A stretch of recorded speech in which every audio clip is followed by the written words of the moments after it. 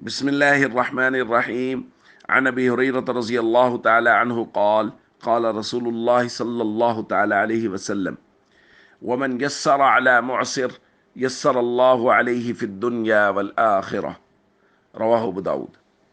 نبی کریم صلی اللہ علیہ وسلم نے ارشاد فرمایا، جس شخص نے کسی مشکل میں پڑے ہوئے شخص کے لیے آسانی کی، اللہ اس کے لیے دنیا اور آخرت میں آسانی کرے گا۔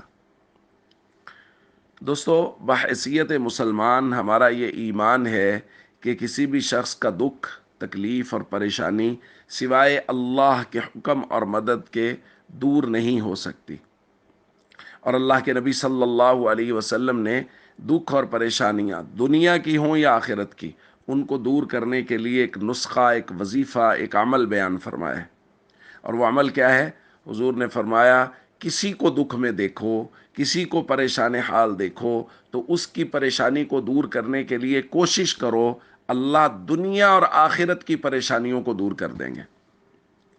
تو دوستو، وظائف نہ پوچھے لوگوں، سب سے بڑا وظیفہ وہ ہے جو کائنات کے سردار جناب محمد کریم صلی اللہ علیہ وسلم نے بیان فرمایا، اور حضور نے پریشانیوں اور دکھوں سے نکلنے کے لیے جو نسخہ بیان فرمایا ہے وہ یہ ہے کہ کسی کی پریشانی اور دکھ میں اس کے کام آنا شروع کر دو۔